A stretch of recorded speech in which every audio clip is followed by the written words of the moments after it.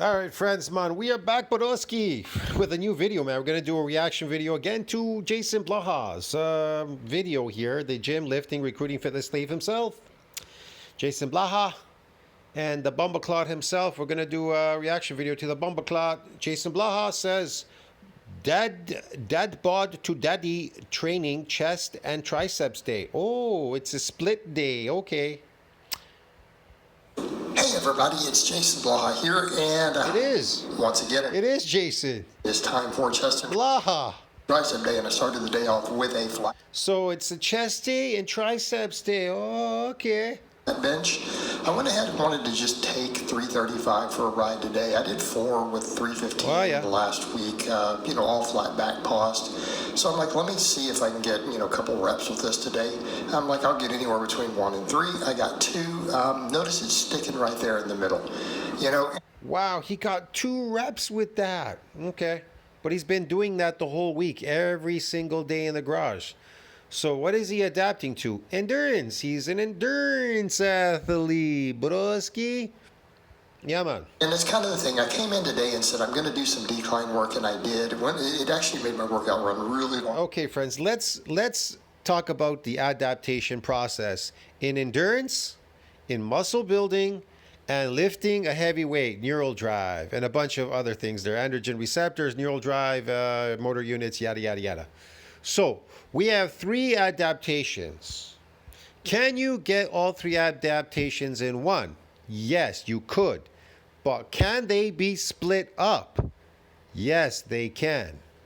See what I mean? You can get all 3 in an adaptation, but a very specific adaptation. But if you're adapted to these exercises and you're coming in every day to the gym, that is endurance. You're adapting your body to endure. Endurance, to endure. You understand? You understand the word endurance means to endure. You're enduring the pain and the slaving over lifting a heavy weight. I wouldn't say lifting a heavy weight, but just lifting weights on a daily basis. You've enslaved yourself. You're a slave enduring the pain and the suffering, lifting every day in the factory called the garage, lifting weights every day like blah, blah, blah. Yeah, man. And and then there's a bunch of other things. Should I bring him up right now? Okay, give me a minute. I'll bring him up in this video. Okay, I'll let him speak. I'm trying to get the decline set up. And honestly, the decline felt good, but I didn't feel as much chest as I personally get on the incline work. He didn't feel much chest. He's not going to feel anything. He's fucking adapted. He has his muscles are adapted. He's an endurance athlete, and he's adapting to lifting a heavy weight. So can you get these 2 adaptations without muscular adaptation? Yes, because muscular adaptation is not based on endurance adaptation. But now lifting a heavy weight, getting good at lifting something heavy in an adaptation of endurance, yes, you can get that because it's based on neural drive. It's based on a bunch of other things. Now, in muscle damage, exercise-induced muscle damage training, can you get some endurance there? Yes. Can you get neural drive there as well? I get good at lifting a weight? Yes. Can you build muscle there? Real muscle? Yes. See what I mean? So you as an endurance athlete coming into the gym, that is sarcoplasmic training, man. Get it? It's high volume training, and you're coming in every single day to the gym, or every other day, or whatever the fuck you're doing there. You're coming in often, okay, dude? So you're loading glycogen in the muscle because you're eating an artificial diet called carbohydrates. And you're mistaking the pump and those muscles getting big for being myofibular growth, which it is not. Because they're separate fucking trainings. And as I look at the footage, especially me walking back towards the camera, the pictures I've taken in the last week, some of it I kind of go, I could use. This is an example of who you do not want to follow, because these people don't know fuck all about bodybuilding like fucking Blaha. He doesn't know anything about lifting or bodybuilding. He, to his mind, inject steroids and lift a heavy weight. He doesn't even think about the adaptation process. What are you adapting to if you're coming in every day? What is your body adapting to? If you walk up mountains, if you hike every day, what is your body adapting to? Endurance. Get it? You're enduring. Going far distances. Yeah, you're enduring that. Can be painful. That's why they call it endurance. You're enduring. Enduring the pain. Get it? Now, if you're just sprinting, are you enduring anything there? Not really. Because it's not painful. The sprint is over quickly. You understand me? It's not based on endurance. Sprinting and running far is not based on endurance. Listen to the difference. Sprinting and fucking people that run long distance, are they the same? Are they adapting the same to each one? Why doesn't a sprinter go run fucking long distances? Ask yourself that fucking question. Why doesn't a fucking sprinter run long distances? Wouldn't that make him fucking better at running sprinting? Doing sprints? Obviously fucking not. Hello, right? He's obviously adapting to sprinting. Now, the guy, what is he adapting to? The guy doing fucking long distance running. Endurance. He's adapting to what? Endurance. Get it? What is the sprinter adapting to? The damage. In the natural world, when you sprint, you're moving very fast as you can. So you're getting damaged in your legs. And then you adapt to what? Muscular adaptations in your legs. That's what you get. But guess what? Now you become adapted. There's no more muscular adaptations in your legs. So you're running a sprint, but that is not based on endurance training. Get it? So you coming to the gym often, you are adapting to endurance. Get it? And lifting a fucking heavy fucking goddamn weight. You understand me? But it's not based on exercise-induced muscle damage because it can only happen in a sprint. Do you understand me? Muscles can only be damaged in a sprint. They can't be damaged in long distance fucking running, dude. It's based on periodic lifting. It's a separate adaptation process. Fuck me, man. A little more lower chest, but by that same token, I'm really looking thick and better. I'm getting so many compliments on social media. I'm looking thick and better. I'm getting so many compliments on social media. Listen, man, if he fucking was getting any goddamn fucking compliments on social media, then he can pop them up. And if he was, it's because people are retarded out there. They have brain damage. They fucking live in the brain damaged world, this artificial fake brain damaged world. They're so brain damaged, it's beyond repair. Get it? Like him, it's beyond fucking beyond repair. Like it's beyond where the satellite cell can donate any more fucking nuclei to that fucking domain to support further muscle growth. But what fucking part do people not fucking understand out there? Can they fucking not read, man? You know, I'm getting a ton of compliments on social media. All this incline work has been working. So I do feel like at this point... It's been working. It's endurance. And he's on low calorie endurance. He's doing endurance low calorie. He does high calorie and low calorie. He's on low calorie endurance instead of high calorie endurance lifting. What happens to him when he eats high calories and he does this endurance lifting in the gym? He gets fat. Okay, off carbs. And then he lowered the calories. He's getting leaner. And he's doing the exact same exercises he's done before when he was fat. The only difference was he lowered the calories. Get it? Still endurance. You understand me? He's going to load some glycogen in his muscles because they need that energy to keep that drive going, to keep that drive. Get it? Yeah, the only thing he got was skinny. You know, once I did the decline and felt it and compared... That's what long distance runners look like. They look skinny. They look skinny because they're long distance runners. That isn't bodybuilding. How it felt with all the incline work I do tons and tons of, I realize that bodybuilding is about one thing: exercise-induced muscle damage. It ain't about endurance. It ain't about trying to go into the gym and endure lifting a heavy weight or endure fucking long sessions every single day lifting slave. Get it? I feel like the incline is working for me, and maybe my lower chest isn't in the proportions I would want for, say, open bodybuilding competition. Open bodybuilding competition? Where the fuck would he go open bodybuilding? Look, I'll prove this stuff to you, okay? For example, endurance training right here. This one. Endurance training leads to what? To adaptations in both the cardiovascular and musculoskeletal system that supports and what? Overall increase in exercise capacity and performance. Capacity and performance. You're performing. You're getting better at performing. You're adapting to endurance. Get it? Lifting. That's what you're doing. Adaptations to endurance and strength training. Listen to what they say. Adaptations to endurance and strength training. They can go both together. Getting good at lifting heavy weight, being an endurance athlete. You're enduring, get it? You're performing.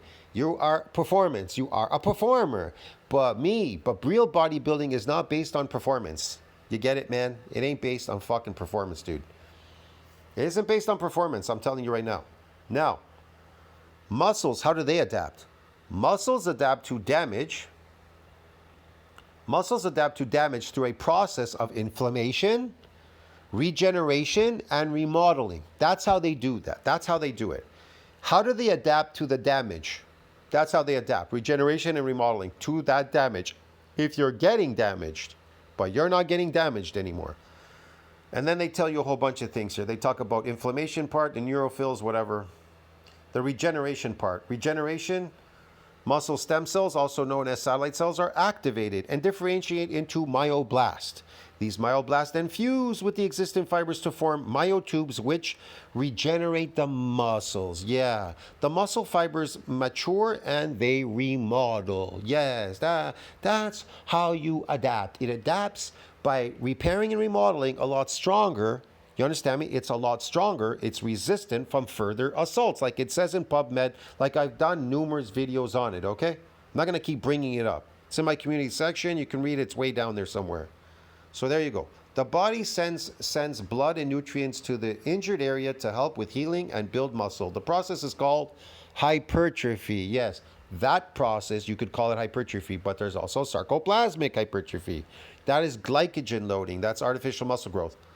Now, microscopic tears in muscles called micro tears can also lead to muscle growth. They do lead to muscle growth. That's how you get myofibrillar growth.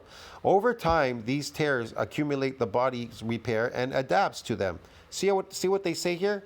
Listen to what they say. Over time, these tears accumulate and the body repairs and adapts to them. How does the body adapt to the micro tears? How does it do that? By repairing it, what? A lot bigger and stronger. Get it? All right. Resulting in an increase in muscle mass. You can encourage hypertrophy by lifting heavier weights and performing fewer repetitions. Yeah, you can lift heavier to try to damage the weaker muscle fibers. That's the whole point about going a little bit heavier. But it doesn't happen as an endurance athlete. Get it, broski? Now, motor units, I can prove some other stuff to you if you don't believe me. So here's one of the adaptations you get in the gym if you're no longer getting muscular adaptations.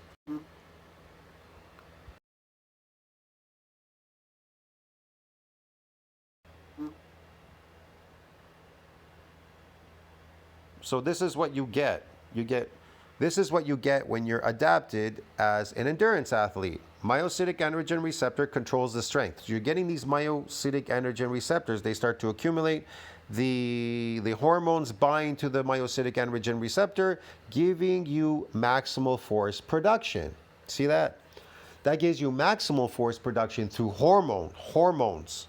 Yes, your hormones bind to it. Okay, you want to know how to increase that artificial strength through hormones and androgen receptor. It's really simple. If you put yourself in an anabolic growth state, a positive nitrogen balance, you're anabolic.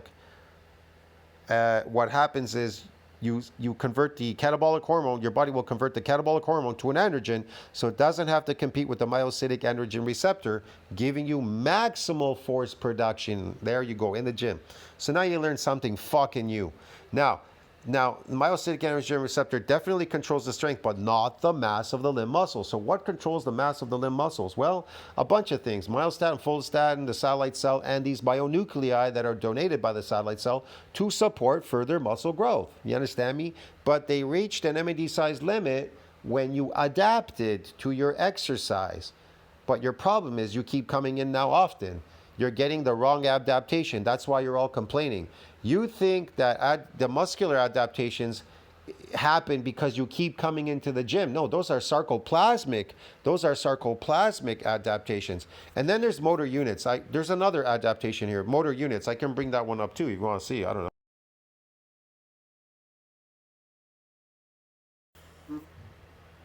So the role of motor unit structure in defining function. Yeah, neuroscience, whatever, PubMed. Muscular motor units, distribution of motor units, properties across human muscles. There you go. You get these motor units, they distribute whatever, okay? I'm not going to go into all of this. And so this is the other one. This is the sarcoplasmic, you as an adapted athlete.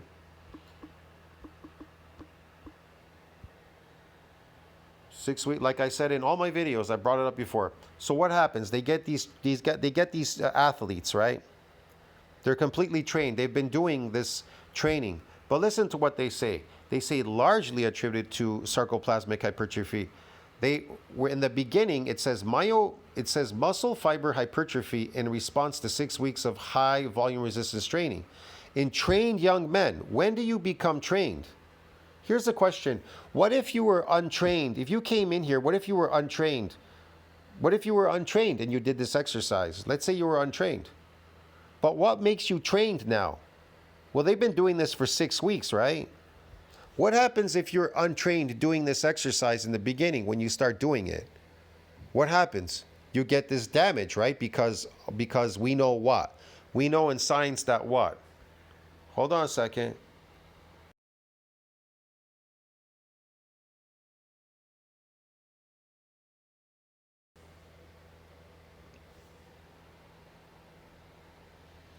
Because we know that what?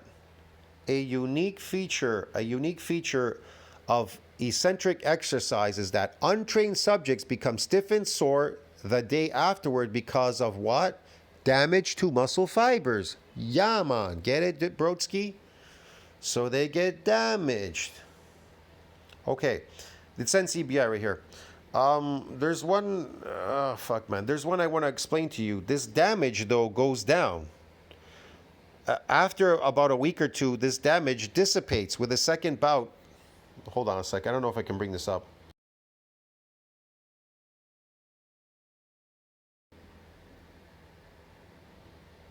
All right. So it has been reported that a second damaging bout does not elicit exercise-induced muscle damage symptoms to the same extent after recovery from the first identical, listen to what they say, identical bout. This is really important, actually.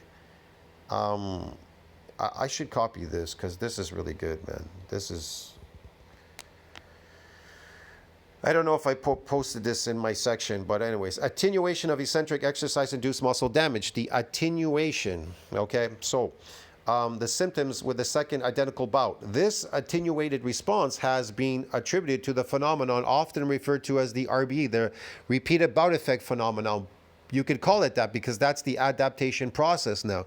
It's adapting by repairing and remodeling a lot stronger so it's resilient from further assaults. That's what it is doing. Yeah. Even if you read this running downhill part, damage attenuates, prevented the decline of muscle volume, whatever. I don't know if I can find another one here. Hold on. Sometimes they tell you in here, sometimes they don't. In effort to understand RBE, motor units are recruited in more synchronized fashion. Yes. Neural, mechanical, cellular adaptation. So listen to this. Neural, mechanical, and cellular adaptations.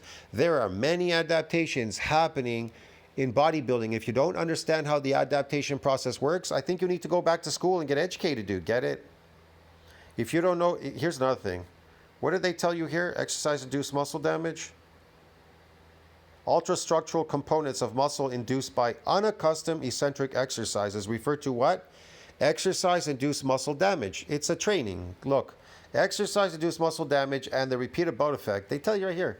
This phenomenon has been widely studied in an effort to understand its beneficial and detrimental effects of performance and health. Yeah, it has benefits and it can be detrimental. It depends because you don't want it to happen in an event if you're fucking performing, get it?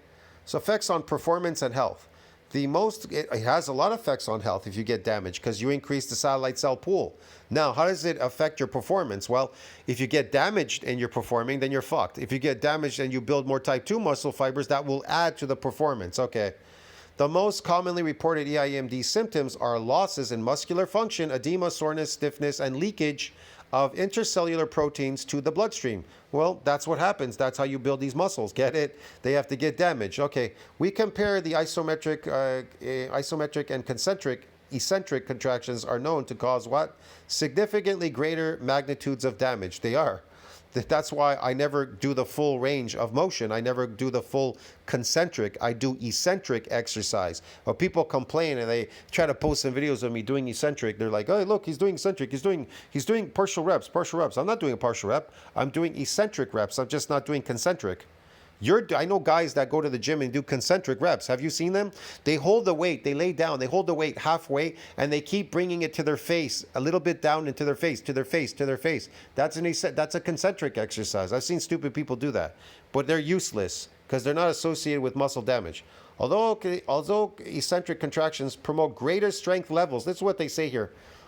Although eccentric contractions produce greater strength levels than compared to other contractions, fewer motor units are recruited during them, resulting in greater mechanical stress applied to achieve muscle fibers' non-contractile structure. Thus, elevated tension applied to contractile. So I know it already gives you greater strength and a whole bunch of stuff because you're going with gravity. It does a bunch of things. Eccentric is the best form of any exercise. Here they tell you here again. Applying non-damaging stimulus for submitted patients to unaccustomed exercise. Okay, whatever. Beneficial, whatever, induced muscle damage. Yeah, it might be unwanted during training regimens. Well, it can be unwanted. Competitions and daily activities. You definitely don't want it in competitions or daily activities or training. You don't want EIMD. There are a vast number of studies investigating state attenuated EIMD response after damaging exercise bouts. Many of them consist of performing exercise that induce exercise-induced muscle damage, consuming supplements or using equipment that are not accessible for most people. It appears that performing maximal isometric contractions 2 to 3 days prior to damaging bouts promotes significant attenuation. Yeah, you want to attenuate it. Why? Because you don't want to build any muscle while you're in an event, getting damaged and then building muscles. That's how muscles build. EIMD symptoms that are related to muscle function. It has been shown, yes, muscle length and whatever performance interval. Let them damaging bout influence and magnitude of this protection. It's protection. That's how it protects. It protects by repairing your wall a lot stronger, then there's no more damage. In addition, it appears that this protection is not long-lived, lasting no longer than 4 days. Well, yeah, it depends. Although no particular mechanism for these adaptations were identified, professionals should consider applying non-damaging stimulus after submitting, whatever. It's tricky. I can't get into all of this, okay? But anyways, let's go back to Blaha. I'm going to stay here too long. You get the picture now, anyways. Proportion. I would want for, say, open bodybuilding competition. But for the look that I want... Open bodybuilding? Which is that golden era bodybuilder look. He wants that golden era? Or even the silver era. He wants that fake golden bodybuilding era look. There's no such thing. It doesn't exist in nature. The golden bodybuilding look does not exist in nature, you fuck. You understand me? That only exists in this artificial world where people are injecting themselves with plant genetics, dude. I don't know that I really need to. And he'll never achieve it. You want to know why? Because it's elusive. It's impossible. It's based on cosmetic. Injecting yourself. If you want that look, then inject steroids and you'll get that look. But as far as natural, you'll get a look natural. You can build a look, but it ain't going to be a steroid look. You understand me? And if people are getting big, oh, he got big, so he must be on steroids. No, dude. Just because somebody got fat doesn't mean they got big because they got fat. Doesn't mean they took steroids. Spend that much time building lower chest. Allow my upper chest work and my flat bench to carry over might be good enough. Okay? They have to look like your influencers, like you see them, those ones on steroids. If they look like that, then they're on steroids, dude. They have this very unusual look, a very cosmetic look. Literally might be good enough. It might be exactly what I need to do, you know? And so I kind of feel like I should double down on that, just like I've doubled down on the arm work. and all my He's achieved nothing here. No arms, no chest, nothing. He's achieved zero, wasting time lifting, slave. arm stuff and my chest can be my highest volumes of training. The other stuff can Again, because he doesn't understand the adaptation process, he's gone. He's whatever. be down in that 6-set range and do amazingly well. Yeah, it really can. I mean, notice how much my thighs and everything have thickened back up just from the amount of squatting I'm doing. Oh yeah. Sure. Your thighs have thickened up from the amount of squatting. If they did, you wouldn't have to say that. You see, here's the thing. In my videos, when I show myself, people point out the things to me. I don't have to point them out. I never do. I never point out anything. They say, hey, you got big arms. Or, hey, you got a big chest. A kid tells me in the gym, goes, you got a lot of muscle there. You got a big chest. Or you got big arms. Or you have nice shoulders. Or they go, oh, you have a nice back. Or they go, wow, you have big calves. You know what I mean? They'll tell me. They'll tell me. I don't have to say it. So the body will do the talking for you. You don't have to speak. Again, I feel like I'm at a point where chest and arms. And when I look at the chest, it's like, yeah, I could just keep hammering incline work. Because even if I watch the bench, look where that second rep slowed at. Okay? I'm going to tell you right now, I haven't been to the gym since I think June or July. Since June or something. I haven't been in the gym since June. I think I went, and I didn't even go to the gym in June. I think I stopped going to the gym. I think it was back in like May, somewhere in May or something. I wasn't even really going there. I just went there to film myself in the mirror, posing. I really didn't do anything. I stopped 2 months previously, and then I went to the gym just a couple times. So I think I was lifting, and I did some videos of lifting, remember? And that was 2 months prior to, what was it, February and March. I think I started lifting again February and March. And then May, and I think it was May and June. April, May. I think April and May, I didn't come in at all. Then I started to come into the gym a couple times in June. So really, it's been months since I stopped lifting like months ago, man. Phew, we're like in the end of October already. I ain't no lifting slave, dude. And I still look built. I still look the same built. I can still lift. Yeah. Carry over to that incline bench and overhead press. So my overhead press is proportionally weak to my other pressing still. Yep. I'm not missing anything, but when I have the time, I think I'm going to schedule it where I'm going back to the buffet and I'm working out. I'm going to be doing these damaging exercises. I'm going to see how far I can take it again in my old age. You could call it that, I guess. I don't know. But I'm also discovering what I'm supposed to really eat anyways. Well, the incline I'll carry over with that too. Yep. Not what I already know what I'm supposed to eat. I mean, how I'm supposed to eat these foods, yeah. So it's kind of a situation to where I could just keep hammering the upper chest and let the lower chest grow from the splash over. And keeping in mind if my benching rep strength. That chest is never growing, dude. You can eat some glycogen and try to increase the glycogen in your chest, yeah. It'll grow from glycogen because you're an endurance athlete lifting every day, adapting. Goes up, my whole chest will grow anyways.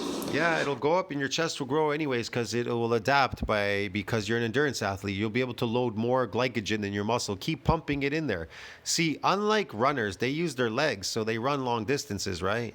Okay, you're gonna equate. Listen, they're pretty much the same. You're using your arms and using a weight. Okay, you're using your arms, your back, you're using your body, using these weights and lifting in the gym. It's endurance. You're coming in often, it's endurance. But you're using weights now.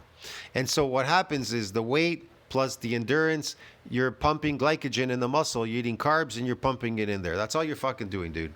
You're doing nothing. And you're recruiting more of the neural drive, the motor units and androgen receptors for that force production. That's about it.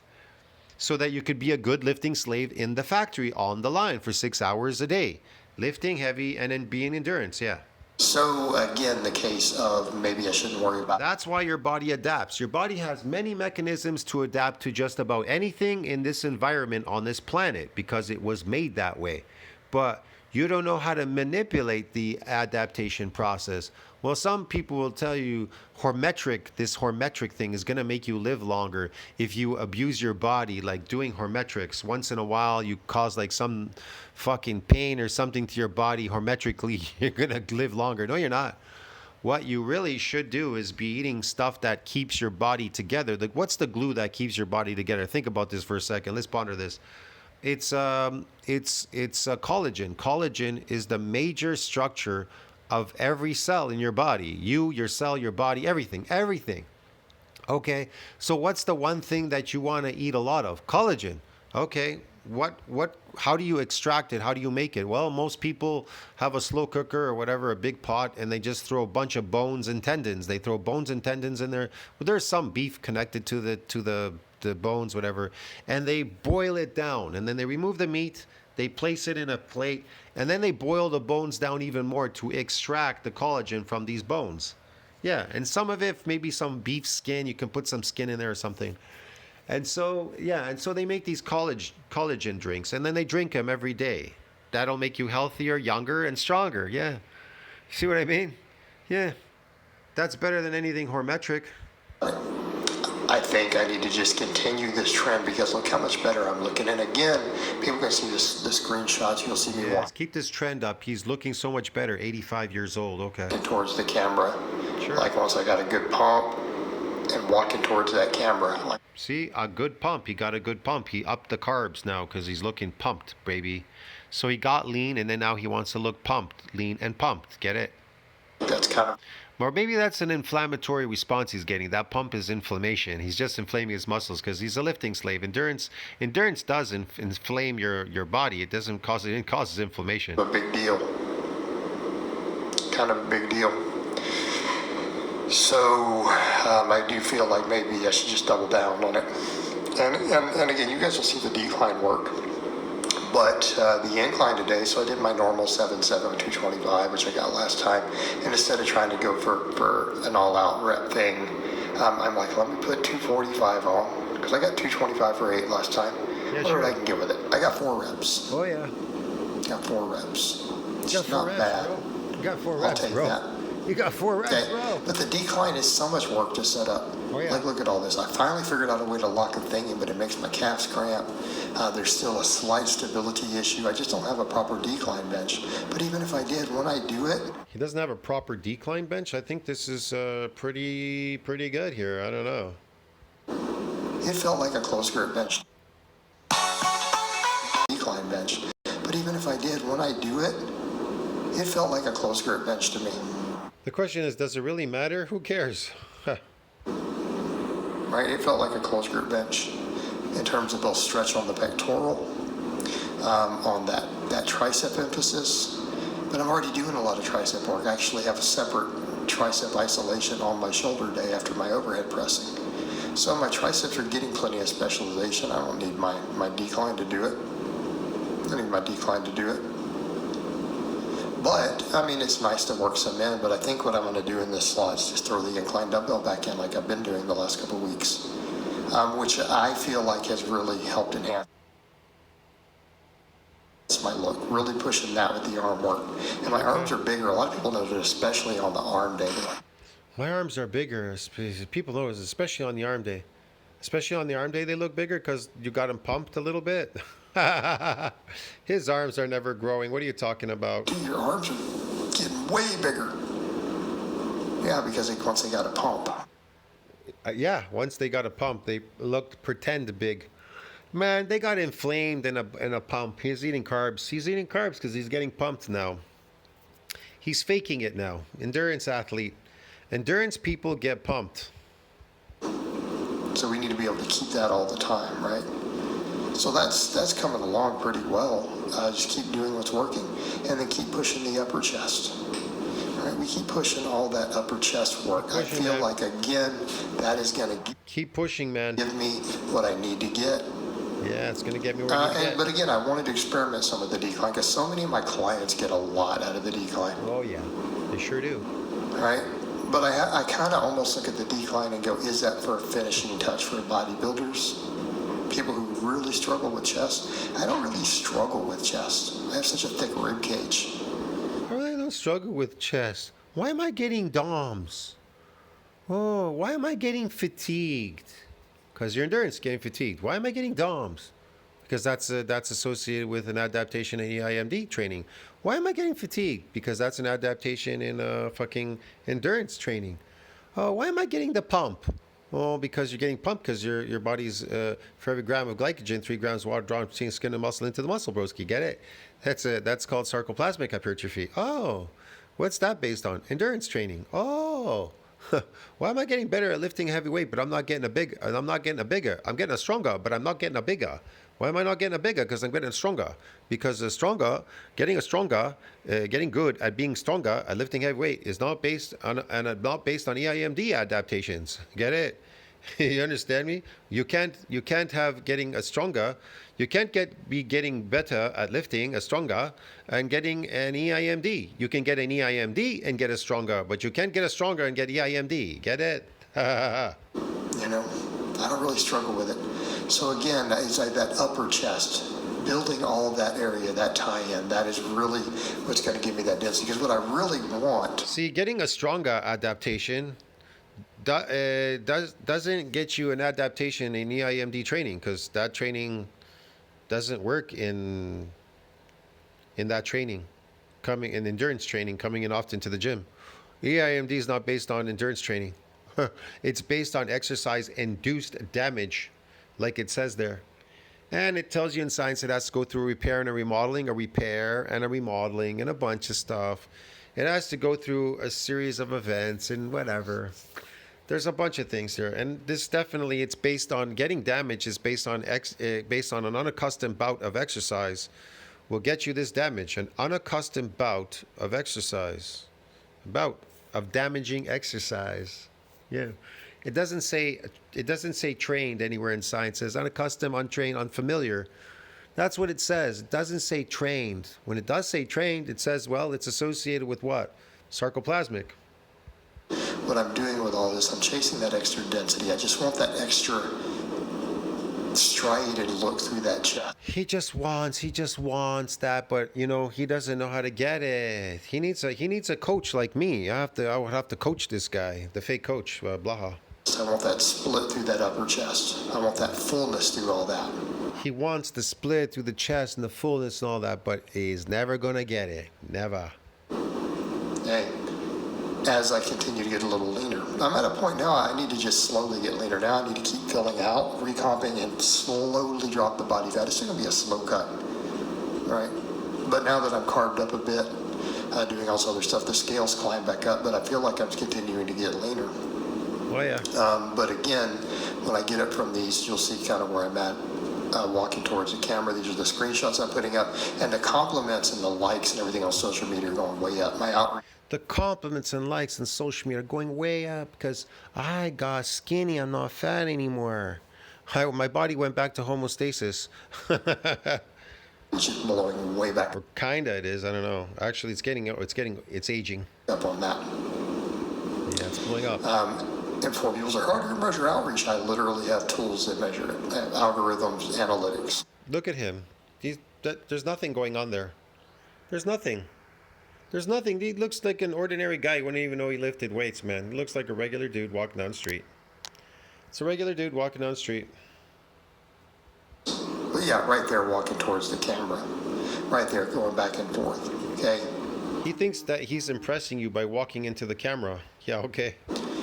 It's all working. So it's kind of a case of, I don't think I need to start making those sort of changes. Oh, this works in decline in. No, this is working.